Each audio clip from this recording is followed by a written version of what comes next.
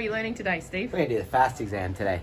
FAST exam stands for Focused Assessment with Sonography in Trauma. There's 4 things we're going to look at. We're going to look at his belly, right upper quadrant, suprapubic area, and left upper quadrant. Okay. And we're also going to look around his heart. We'll tend to use a phased array probe. Gel, can't have too much gel.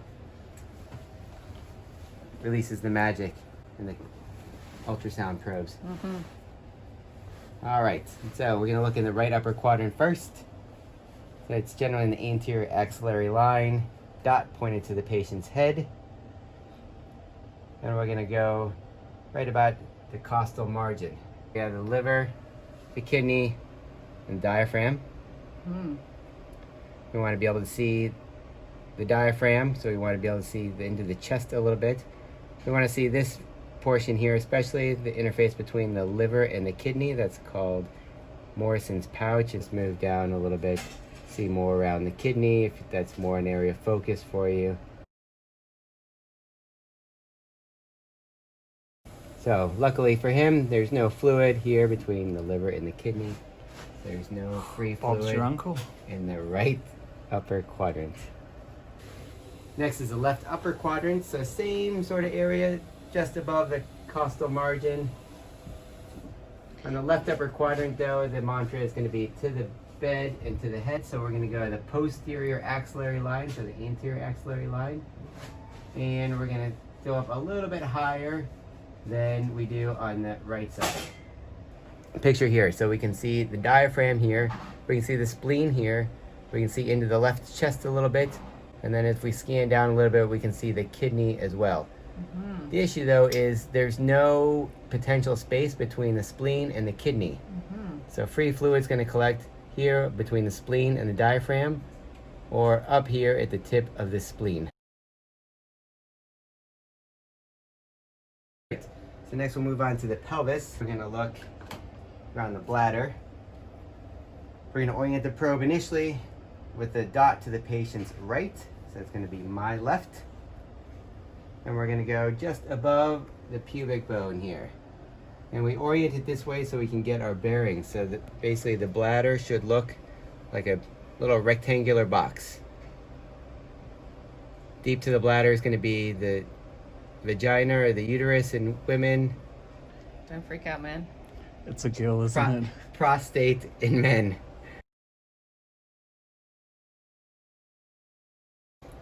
Fluid could be to the right of the bladder, to the left of the bladder, or deep to the bladder.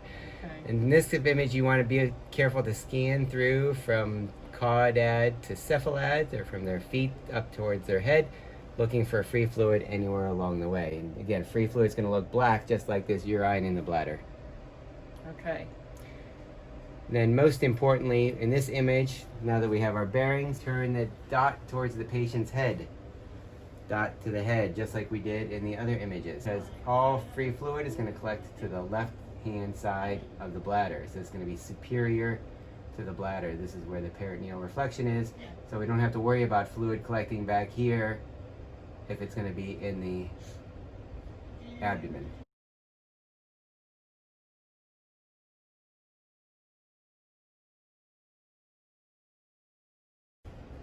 At the heart. So the standard view for this is a sub-xiphoid view. So we're going to look just below the xiphoid process. Again, dot pointed towards the patient's right. You can use your hand to help depress some of the tissue there. And so here we'll have left lobe of the liver. Here we'll have the heart, so right ventricle, left ventricle. And what we're looking for is any free fluid or black stripe in this pericardial reflection or between the liver and the heart here.